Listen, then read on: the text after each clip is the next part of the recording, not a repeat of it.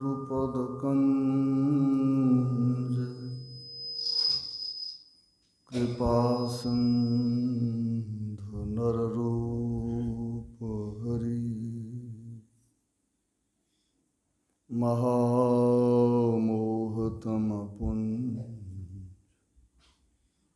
जासुवचन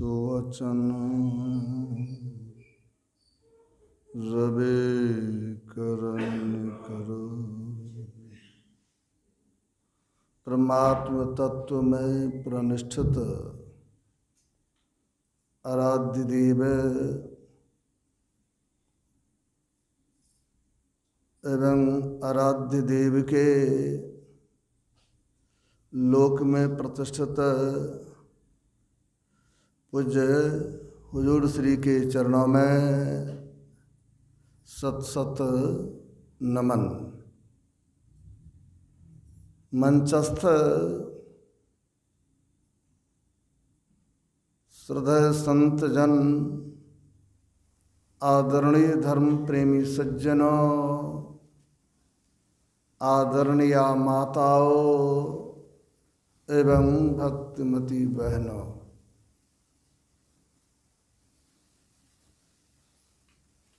आराध्य देव की महती कृपा से हम लोग महर्षि में ही सत्संग आश्रम पिस्का नगरी के साप्ताहिक सत्संग में संतों के कल्याणकारी ज्ञान को श्रवण करने के लिए यत्र तत्र से एकत्र हैं।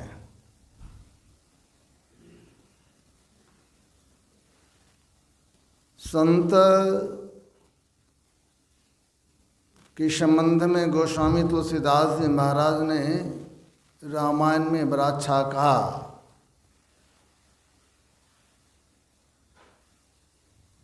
मोरे मन प्रभु अस विश्वासा, राम ते अधिक राम कर दासा। राम सिंधु घन सज्जन धीरा, चंदन तरु हरि संत समीरा। बड़ा अच्छा कहा। जिस प्रकार समुद्र है तो समुद्र का जल खारा होता है, पीने के लायक नहीं होता है, लेकिन बादल को हम देखते हैं, उसी समुद्र के जल को लेकर समाज के बीच में जाके वर्षा कर देता है, जिससे सबों को मीठा जल प्राप्त होता है। दूसरा उदाहरण दिया,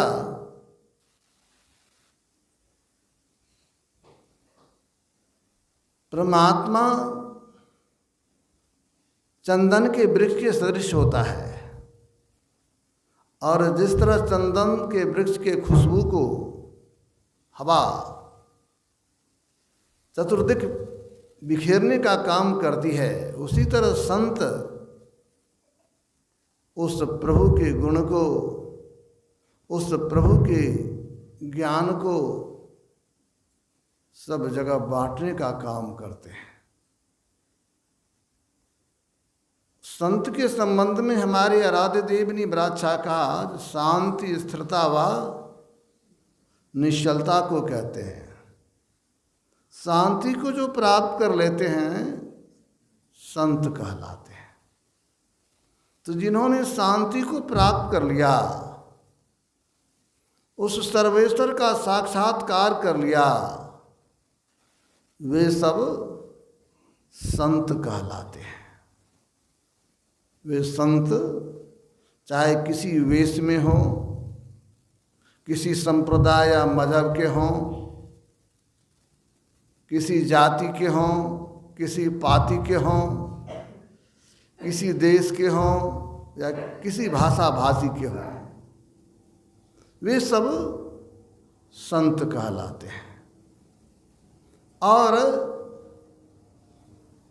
उनके ही मत को संत मत कहा गया है। संत मत सत्संग के द्वारा ईश्वर भक्ति का प्रचार प्रसार किया जाता है। हमारा कल्याण कैसे होगा? तो संतों ने कहा कल्याण का एक ही मार्ग है, वह है प्रभु की भक्ति, परमात्म भक्ति। परमात्म भक्ति करने से ही हम लोगों का कल्याण होगा। और कल्याण के मार्ग को प्रशस्त करने के लिए ही समय समय पर संत अवतरित होते रहते हैं।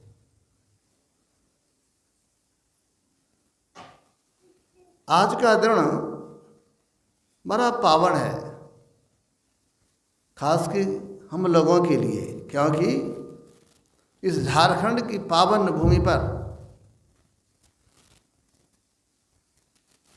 जो बहुत दिनों तक तपस्या किए, आत्म साक्षात्कार किया, वे महापुरुष स्वामी योगानंद परमहंस जी महाराज हैं।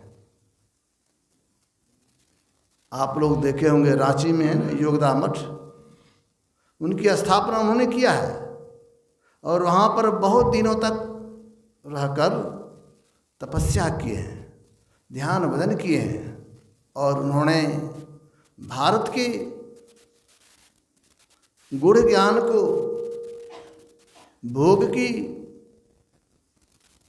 भूमि जिसको हम लोग पाश्चात्य देश कहते हैं, वहाँ पर इस योग का और भक्ति का प्रचार प्रसार किया।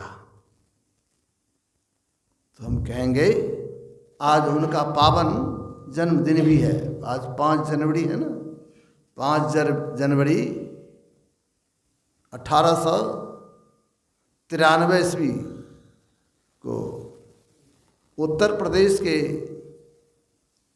गोरखपुर में उनका जन्म हुआ था। उनके पिताजी श्री भगवती चरण घोष रेलवे के बड़े पदाधिकारी, माँ ज्ञान प्रभा देवी। तो ये बड़े ऊंचे पद पर थे, लेकिन अध्यात्म ज्ञान से बहुत दूर था भगवती चरण। अब जिस ऑफिस में वे रहते थे, उसी ऑफिस के एक क्लर्क को अपने गुरु का दर्शन करने के लिए काशी जाना था। तो उस समय उत्तर प्रदेश के गोरखपुर में वे रेलवे विभाग में थे।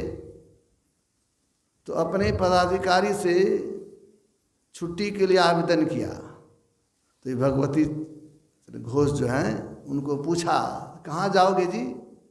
कहा महाराज मैं संत के चरण में जाना चाहता हूँ, गुरु के शरण में जाना चाहता हूँ, इसलिए मैं आपसे अवकाश लेने के लिए आया हूँ। तो जो पदाधिकारी थे ना, वो अध्यात्म से बहुत दूर था, बंगाल के थे। बहुत जोर से डांटा उस कर्मचारी को जिसका नाम अविनाश था। कहा तुम लोग काम करने के डर से सत्संग के बहाने, संत महात्मा के बहाने जाना चाहते हो। उसके पास जाने से क्या होगा? अपना कर्म करो। संत महात्मा के पास जाने से कुछ नहीं मिलने को है, इसलिए वहाँ मत जाओ। बहुत डांटा और उनका जो आवेदन था उसको निरस्त कर दिया। तो बेचारे कर्मचारी था, क्लर्क था और पदाधिकारी थे, डर से तो बोल भी नहीं पाते। लेकिन भीतर से बहुत रुलाई आ गया, जो मैं गुरु का दर्शन करने जाता, संत के दर्शन करने के लिए जा रहा था, लेकिन ये छुट्टी नहीं दिए, ये किस तरह के व्यक्ति हैं। लेकिन कर्मचारी था, ऑफिस से मनहूस होकर के निकल गए। जब पैदल जा रहे थे तब अब न मोटर कार है, पहले बड़े बड़े पदाधिकारीगण पालकी से चलता था। जैसे अभी कार से लोग चलते ना, तो पहले पालकी से चलते थे। तो संयोग से ऑफिस का समय समाप्त हुआ था, वो भगवती चरण जो हैं वे भी पालकी से आ रहे थे और रास्ते में देखा ये बेचारे कर्मचारी भी पैदल जा रहा था। तो जैसे उनको देखा ना, तो इनके मन में हुआ जो मैंने छुट्टी नहीं दिया, ठीक बात है, लेकिन डांटना नहीं चाहिए। मैंने बहुत डांटा, संत के बारे में अपशब्द कह दिया, ये अच्छी बात नहीं। मनहीन है तो मन में बहुत तरह की बातें होती है, तो मन में पश्चाताप हो रहा था, जब हमको ऐसा नहीं कहना चाहिए, मैंने कह दिया। तो मन में हुआ जब ऐसी हमसे कुछ हो गई गलती, तो जरा इनसे ही दोस्त बात कर लें। तो अपने पालकी को कहा नीचे रखने के लिए उतर के गया उनके सामने। जैसे उनके सामने गया, जैसे आमने सामने हुआ, तो अविनाश नाम का जो कर्मचारी था जमीन पर सिर रखकर प्रणाम करने लगा, जैसे दंडवत करता है ना, प्रणाम करने लगा। तो उस पदाधिकारी के मन में हो रहा है इसको क्या हो गया, हम यहाँ उतर के आए, कोई है नहीं, ये प्रणाम क्यों कर रहा है। ये प्रणाम कर रहे हैं और बोलते जा रहे, गुरुदेव आपकी बड़ी कृपा है, आप काशी में नहीं, आप यहाँ आके हमको दर्शन दे रहे हैं। लेकिन वे जो अफसर थे तो कुछ देख नहीं रहा था, लेकिन इधर उधर देखा, कुछ दिखाई नहीं पड़ा, लेकिन आवाज़ सुनाई पड़ा। कहते हैं घोष जी, अफसर को इतना कड़ा नहीं बोलना चाहिए, अफसर को अपने साथ रहने वाले की बात को सुननी चाहिए। अगल बगल देख रहा है तो कोई बोल रहा है, लेकिन बोलने वाले कोई देख नहीं पा रहा था। तो आश्चर्य लगा जी, है कौन आखिर। तो फिर मन में जब विशेष जिज्ञासा हुई तो देखते कि महापुरुष सामने खड़े हैं। कहा ये कौन है। कहा महाराज यही हमारे गुरु महाराज हैं, संत इन्हीं का हम दर्शन करने के जा रहे थे। तब कहा बेटा तू है तो कर्मचारी, लेकिन तुम बहुत बड़े लोग हैं, तुम्हारा हृदय बड़ा पवित्र है, तब तो तुमको यहाँ दर्शन हो गया। देखो अब मैं फिर जाना चाहता हूँ, मैं भी अब जाऊँगा दर्शन करने के लिए। तो फिर आए दूसरे दिन ऑफिस, तो छुट्टी जो दे रहा था एप्लीकेशन, छुट्टी मंजूर किया। कहा था मेरे खर्च से तुमको जाना होगा। देखिए संत का दर्शन होने से क्या लाभ होता है। जब चले तो संजोग से उस समय उनका सत्संग चल रहा था, प्रवचन कर रहे थे। ये लोग गए तो प्रणाम करके दूर में बैठ गए। जैसे सत्संग समाप्त हुआ तो वो कहते हैं घोष जी, पदाधिकारी को कड़ा नहीं बोलना चाहिए, मधुर बोलना चाहिए। तो इनको लगा यही बात तो वहाँ भी बोल रहे थे, हमको मन में था भ्रम, फिर वही बात ये बोल रहे हैं। तो इनको बड़ी श्रद्धा हो गई और फिर उनके चरणों में प्रणाम किया, रोया भी। कहा महाराज हमसे गलती हो गई, मैंने नहीं समझा जो संत की क्या महिमा होता है, गुरु क्या करते हैं, इसलिए मैंने इनको डांटा। कहा ठीक है चाहिए। एक दो रोज रहा भी, फिर जब लौट के गए, फिर दूसरे बार अपने पत्नी के साथ आए दर्शन करने के लिए। तब उनकी पत्नी रोने लगे। तो कहते क्यों रोती है। तो शादी हो गया, तब कुछ वर्ष हो गया था, संतान नहीं हो रहा था। कहा महाराज सब कुछ तो है, लेकिन संतान नहीं हो रहा है। कहा ठीक है चाहिए, ध्यान बंद करते रहिएगा, गुरु पर आस्था रखेंगे। तो संजोग से दो पुत्री हो गई, एक पुत्र हो गए। इसके बाद चौथे नंबर में यही पुत्र का जन्म हुआ, जिसका नाम मुकुंदलाल घोष रखा था। और जब बच्चा 9 महीना का 10 महीना का था, जन्म जब लिया, तब उनकी माँ यानी ज्ञान प्रभा और भगवती चरण दोनों आए फिर बच्चे को लेकर। कहा महाराज ये दूसरा पुत्र है मेरा। जैसे उनको चरण में रखा तो गोद में ले लिया। कहा छोटी माँ छोटी माँ इसको संभाल के रखना, ये भविष्य में इंजन का काम करेगा और बहुत लोगों को खींच के इस किनारे से उस किनारे के ले जाने का काम करेगा। अभी सुन रहे थे, जौ परलोक यहाँ सुख चाहूँ, सुनि मम वचन हृदय दीर्घाऊँ। कहते हैं अगर आप यहाँ भी सुख से चाहते हैं और वहाँ भी सुख से रहना चाहते हैं तो हमारी भक्ति कीजिए। और वहाँ पर उन्होंने कहा, वो महापुरुष कौन थे? तो श्यामाचरण लाहिड़ी थे। वो महापुरुष कौन थे? श्यामाचरण लाहिड़ी थे, जिन्होंने उनको आशीर्वाद दिया, जिनको संभाल के रखिए, ये भविष्य में इंजन का काम करेगा। वही बाद में जब उनको वैराग्य हुआ, इनका जन्म तो 1893 में, लेकिन 1896 में श्यामाचरण लाहिड़ी का शरीर छूट गया था, लेकिन आशीर्वाद दे के गए थे। बाद में यही अपने गुरु युक्तेश्वर गिरी के साथ में रहकर बाद में बड़े महापुरुष हुए। तो मेरे कहने का भाव, अगर आप सुख चाहते हैं, शांति चाहते हैं, तो संत के शरण में जाएं। हमारे राजदीप कहते हैं, संत मता बिनु गति नहीं, सुनो सकल दे काम, जो चाहो उद्धार को, तो बनो संत संतान। कहते हैं अगर आप अपना उद्धार चाहते हो, अपना कल्याण चाहते हो, तो संत की संतान बनो, संत के शरण में जाओ, सत्संग करो। बड़ा अच्छा कहा, संत संग अपवर्ग कर, कामी भव कर पंथ, कह संत कवि कवद, श्रुति पुराण सदग्रंथ। कहा गया संतों के शरण में जाने से, संतों के संग में जाने से मोक्ष की प्राप्ति होती है। और संसारिक व्यक्तियों के संग करेंगे तो पुनः फिर संसार में आना पड़ेगा, संसार के दुख को भोगना पड़ेगा। इसलिए मर्यादा पुरुषोत्तम भगवान श्री राम ने भी अपनी प्रजा को उपदेश किया था, जो भाई आप बड़ी भाग से मनुष्य के शरीर को पाए हो, इसको संसार के विषयों में न लगाओ, निर्विषय तत्व की तरफ ले चलो।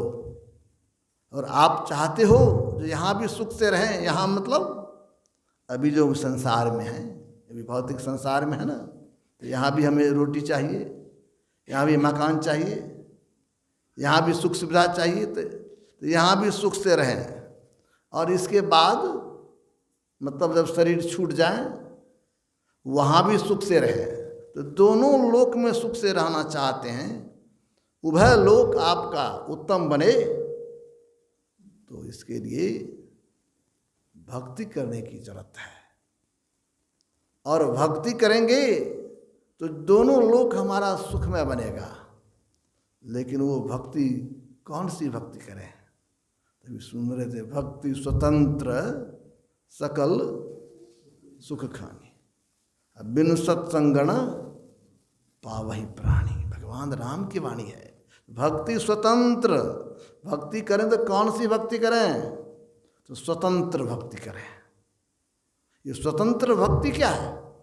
भक्ति तो सब कोई करते हैं, मंदिर में जाते हैं, मस्जिद में जाते हैं, गिरजाघर में जाते हैं, ठाकुरवाड़ी जाते हैं, देवालय जाते हैं, देवता के पास पुष्प अर्पित करते हैं, जल अर्पित करते हैं।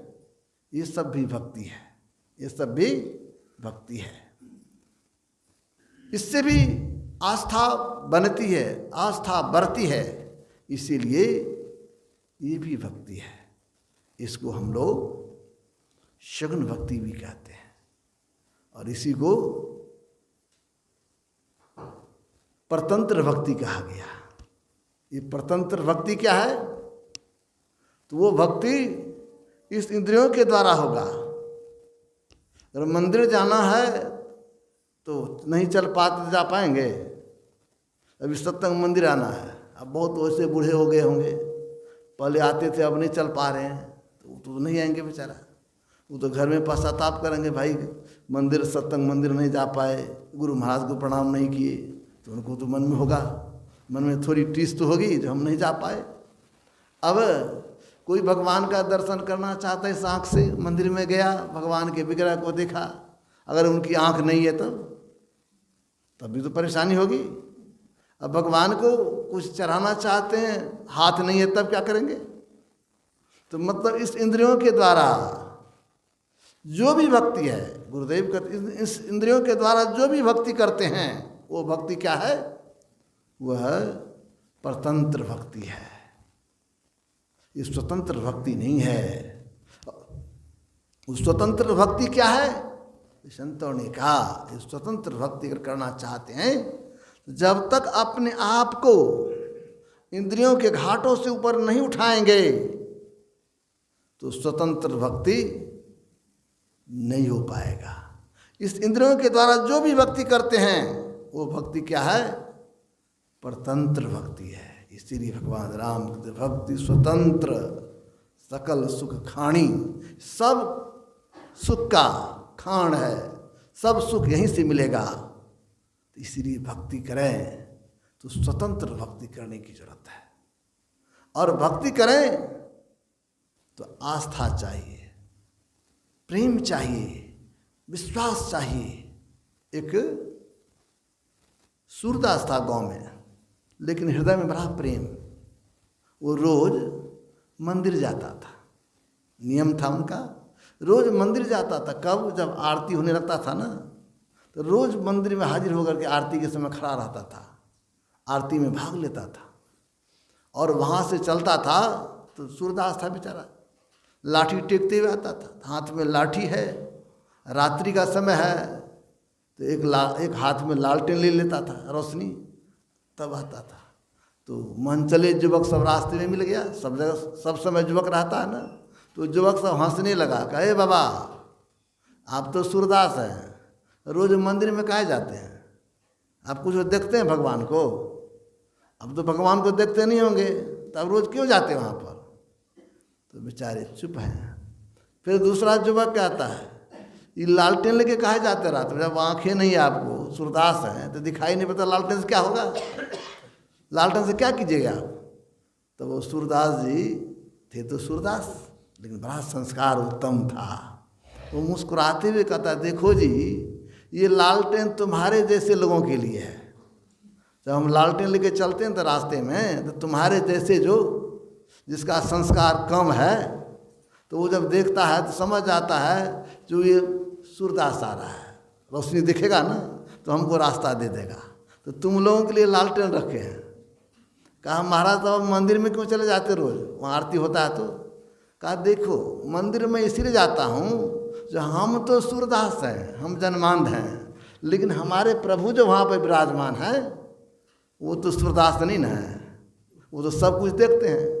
इसीलिए हम रोज जाते हैं वहाँ पर, भले हम नहीं देखते हैं लेकिन हमारे प्रभु तो हमको देखते हैं, हमारे भगवान तो हमको देखते हैं, इसलिए हम वहाँ पर आते हैं। ये आस्था, ये निष्ठा, ये श्रद्धा, ये विश्वास। कहा बिन विश्वास भक्ति नहीं। जब तक विश्वास नहीं होगा ना तो भक्ति नहीं कर पाएंगे, विश्वास चाहिए। तो सूरदास कहा कि भाई हम इसीलिए जाते हैं जब हमारे प्रभु देखते हैं, तो ये तो देखते हैं हमारा बेटा रोज आता है, रोज आता। उसी तरह हम लोग भक्ति करना चाहते हैं तो भक्ति तो प्रारंभ होगा पहले शगुन से, पहले परतंत्र भक्ति से ही प्रारंभ करेंगे। लेकिन प्रथम ये परतंत्र भक्ति से होते होते फिर स्वतंत्र भक्ति की तरफ जाएंगे, तब स्वतंत्र भक्ति होगा।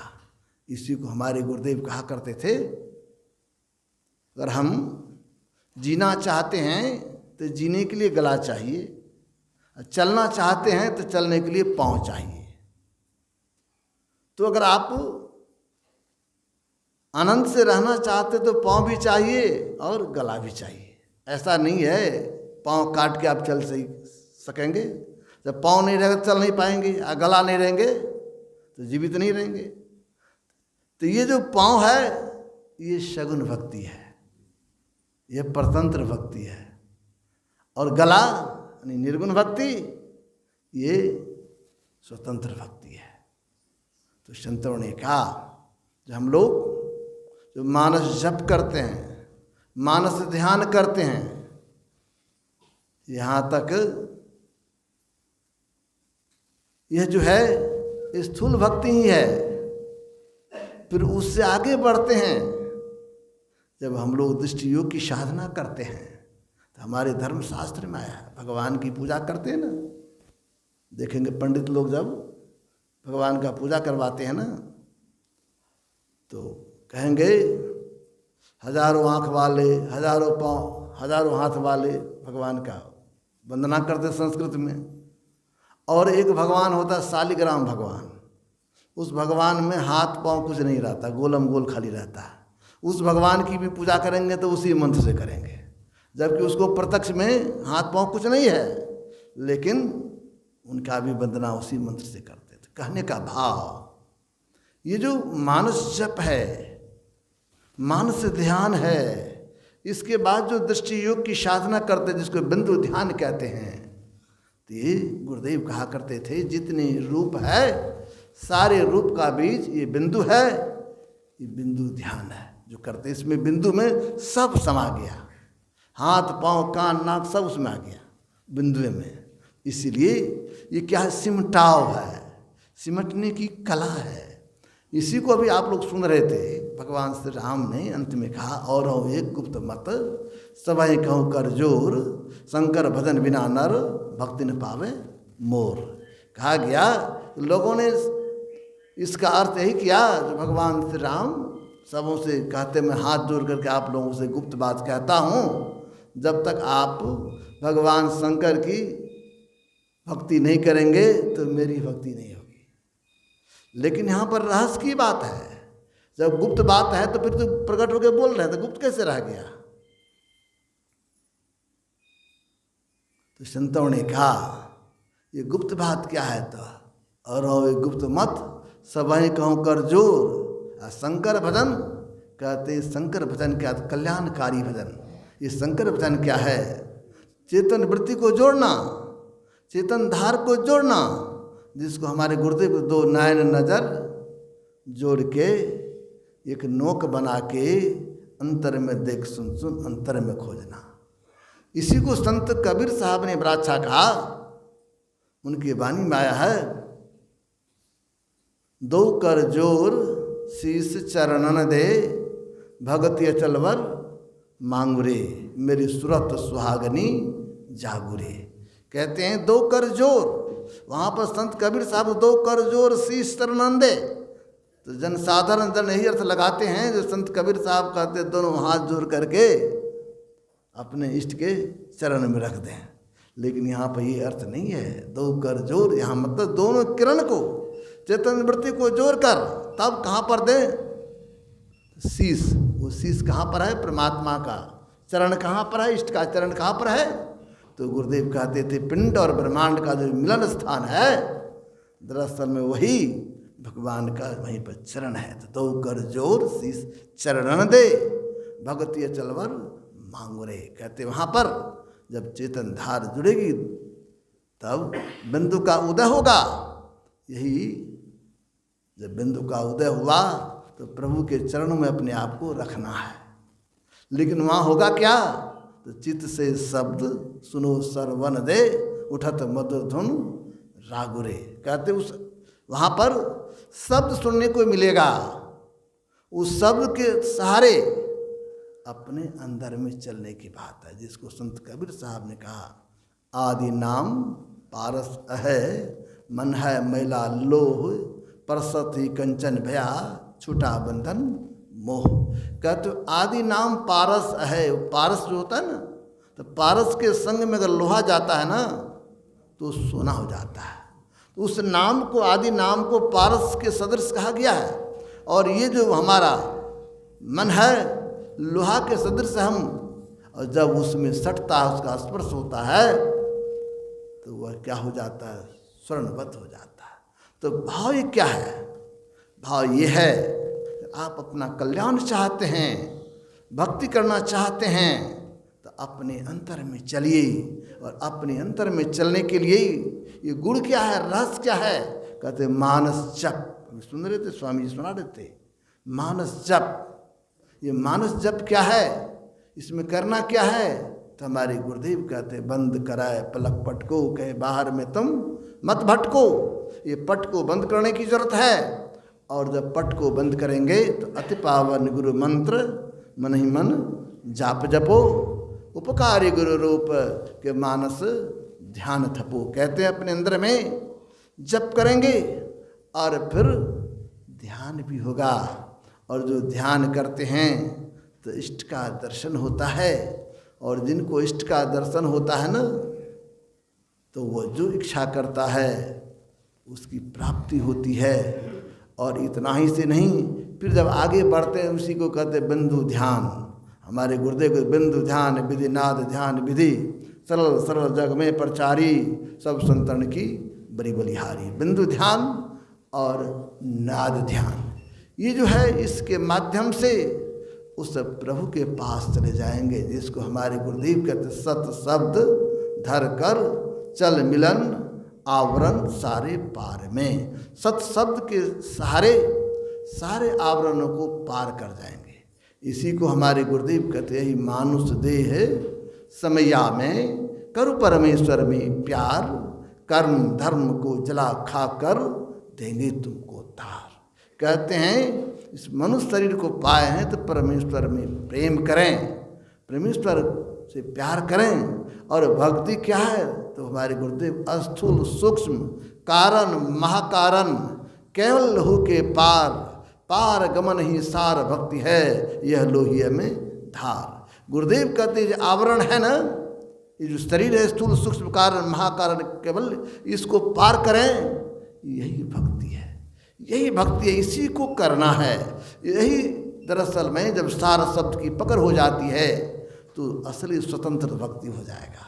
गुरुदेव कहते थे जो शब्द को पकड़ लेता है तो उसके ऊपर चाहे बम गोला गिर जाए, चाहे उसको बाघ खा जाए, उसके ऊपर कोई प्रभाव नहीं पड़ेगा।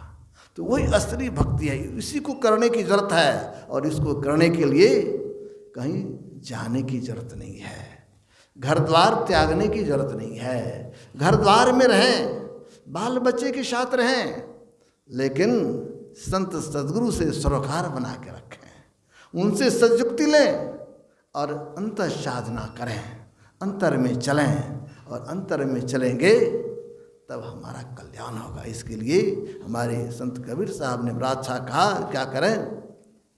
अबधू भूले को घर लावे, सो जन हमको भावे, घर में जोग भोग घर ही में, घर तरी बन नहीं जावे। कहते हैं भाई कहीं जाने की जरूरत नहीं है, घर में सब कुछ होगा। घर में रहें, बाल बच्चे के साथ रहें, ध्यान भजन करते रहें तो घर में ही सब कुछ हो जाएगा। कहीं बाहर जाने की आवश्यकता नहीं है, बाहर जाने से परेशानी। लेकिन गुरु पर आस्था रखें। गुरु शिष्य का संबंध एक जन्म का नहीं होता है, जन्म जन्मांतर का होता है। परम संत बाबा देवी साहब हमारे आराध्य संत सद्गुरु महर्षि में परमहंस जी महाराज से कहा करते थे, लाला तुम कहा बिहार की पूर्णिया के हो और मैं कहाँ उत्तर प्रदेश के मुरादाबाद का हूँ, ये दोनों के बीच सरोकार कैसे हो गया, ये संबंध कैसे हो गया? तो गुरु महाराज चुप हो गए। तो बाबा दीप साहब कहते, लाला ये संबंध एक जन्म का नहीं है, ये संबंध हम लोगों का जन्म जन्मांतर का है। अभी मैं आप लोगों को सुना रहा था योगानंद परमहंस जी महाराज की वाणी, उनके बारे में आप लोगों को मैं सुना रहा था। और हमारे गुरुदेव भी वैसे ही महापुरुष थे, ये भी अपने भक्त को दर्शन देते थे। अपने भक्त को जब बुलाना होता था तो पहले दर्शन देने लगते थे। मैंने पढ़ा, आप लोग जानते होंगे, पूज्य भगीरथ बाबा अभिनंदन ग्रंथ में लिखे, गुरु महाराज के अभिनंदन ग्रंथ में सुनाया, जब ये छोटे थे 8-10-11 साल का, तो पढ़ रहा था मैं मिडिल क्लास में। और जब स्कूल से चला ना तो साथ में इनके और सब सहपाठी था, तो सब आपस में बात करते जा रहा था, तू पढ़ लिख के क्या बनेगा, तो तू पढ़ लिख के क्या बनेगा। एक ठो कहा हम मास्टर बनेंगे, एक ठो कहा हम पढ़ के डॉक्टर बनेंगे। तो इनको कहा तू क्या बनेगा, तो कहा देखो तुम्हारा बाबूजी अमीर है, तू पढ़ा लेगा डॉक्टर बना देगा, तुम्हारा बाप मास्टर बना देगा। लेकिन हमारी इच्छा है जब मैं अधिक नहीं पढ़ेंगे, हम कम ही पढ़ेंगे और किसी महापुरुष के चरण चरण में चले जाएंगे, उन्हीं की सेवा करेंगे, ध्यान भजन करेंगे। जैसे बोलते हैं तो उसमें लिखा है कि गुरु महाराज प्रत्यक्ष उस बालू के टीले पर गुरु महाराज को दर्शन होने लगा, देखा गुरु महाराज खड़े हैं सामने, तो गौर से देखने लगा। इनके सहपाठी का क्या देखते हो खड़ा होके? कहा देखो गुरु महाराज हैं। तो कहा हम लोग कहाँ देख रहे हैं? कहा वो सामने तो खड़े हैं। तो देखिए सबको दर्शन भी नहीं होगा, जिसका भाव बनेगा उसी को न होगा। तो बाद में जब घर आए, कुछ दिन के बाद जब गुरु महाराज का प्रोग्राम हुआ उसके गांव के अगल बगल में, तो लोगों ने कहा चलिए, तो ये भी गए। तो गए जैसे मंच पर देखे ना गुरु महाराज को, तब इनको अरे भाई बाबा को तो हम बालू के टीला पर देखे थे, यही बाबा मंच पर बैठे हैं। जब प्रणाम करने के लिए गए तो गुरु महाराज को बड़ा गौर से देखने लगे थे। तो कहने का भाव, पहले से गुरु अपने शिष्य को बुला लेते हैं। हमारे पूज्यपाद महर्षि संत भी परमहंस जी महाराज कहा करते थे, लोग कहते मैं गुरु को खोज लेता हूँ, आपकी क्या विसाद है, आपका क्या औकात है, आप गुरु को खोज लेंगे? गुरु को हम नहीं खोज पाते हैं, गुरु हमको खोज लेते हैं, गुरु हमको बुला लेते हैं। जो गुरु होते हैं ना अपने बुला लेते हैं, इसीलिए गुरु ही शिष्य को खोज लेते हैं। तो हम लोग को आस्था चाहिए, हम लोग को विश्वास चाहिए, गुरु पर आस्था रखें, गुरु पर विश्वास रखें। और जो गुरु महाराज हम लोग को बता के गए हैं, सत्संग नित और ध्यान नित रही कृत संलग्न हो, व्यभिचार चोरी न साहिंसा झूठ तजना चाहिए। रोज सत्संग करें, रोज ध्यान करें और अपने आप को 5 पाप से बचा के रखें, इसी में हम लोगों का कल्याण होगा। वेद में आया है त्रिकाल संध्या करें, हम लोगों को त्रिकाल संध्या करने की आवश्यकता है। भोजन छूट जाए लेकिन भजन नहीं छोड़िए। भोजन छूट जाए तो कोई चिंता की बात नहीं है, लेकिन भजन नहीं छोड़ना है, ध्यान भजन नहीं छोड़ना। इसीलिए ध्यान भजन करते रहना चाहिए। संत मत सत्संग के माध्यम से यही संदेश दिया जाता है, जो हम अपने आप को संत सद्गुरु के चरण शरण में रखें, उनसे शिक्षा दीक्षा लेकर अंतर साधना करते रहें, तो हमारा यह लोक और परलोक दोनों संवर जाएगा। यह लोक और परलोक दोनों हमारा सुखमय हो जाएगा। इसीलिए सत्संग करने की जरूरत है। सत्संग लागे रो रे भाई, तेरी बिगड़ी बात बन जाए। सत्संग में लग के रहेंगे तो हम लोगों का बिगड़ी हुई बात बन जाएगी। बड़ी सौभाग्य की बात है, गुरुदेव की बड़ी कृपा है। इस नगरी को हम लोग देव नगरी कहते हैं। यहाँ पर चारों तरफ मंदिर है, इधर तो आना कम हो गया। जब पहले यहाँ आते थे, सुबह सुबह 3 बजे के बाद सब जगह भजन कीर्तन शुरू हो जाता है। बड़ी श्रद्धा, बड़ी भक्ति यहाँ के लोगों के हृदय में है, और गुरु महाराज के प्रति बड़ी श्रद्धा और प्रेम आप लोगों को है। और मैं देखता हूँ आप लोगों को तो मुझे बड़ी खुशी होती है। और यहाँ जो सत्संग मंदिर बना है, बड़ा ही उत्तम यहाँ की व्यवस्था है। और हमारे हृदय सरजू बाबू जो सत्संग में लगे रहते हैं, सत्संग में लगे रहते बराबर। हमारे पुराने मास्टर साहब केशव बाबू हैं, ये हैं, और माता जी जिनके यहाँ बराबर शंभू की माँ, जिनके यहाँ बराबर हुजूर भी गए कई बार। तो कहने का भाव, ये पुराने सत्संगी सब हैं और सब सत्संग से लगे रहते। तो मैं चाहूँगा यहाँ पर सत्संग हॉल जो बहुत बड़ा बना है, तो कम से कम हमको संतुष्टि नहीं हो रहा है। इतना बड़ा हॉल है तो कम से कम 75% तो भर के रहना चाहिए। लेकिन ये कमी क्यों? जब पहले हम लोग आते थे वहाँ पर सत्संग मंदिर में, तो खचाखच भरा रहता था, भीड़ हो जाता था। तो हम चाहेंगे इस कमी को हम लोग दूर करें, आपस में सत्संग में आवें, मिलजुल कर संत मत के ज्ञान को जीवन में उतारें और संत मत का प्रचार प्रसार हो, इसमें हम लोग सहयोग करें तो बड़ा अच्छा होगा। तो आप लोगों को जब मैं देखता हूँ तो मुझे बड़ी खुशी हो रही है। मैं आप लोगों के लिए गुरु महाराज से प्रार्थना करता हूँ, जो आप लोगों का जीवन मंगलमय हो, मंगलमय हो, मंगलमय हो। इन्हीं के साथ मैं अपने वाणी को विराम दे रहा हूँ। श्री सद्गुरु महाराज।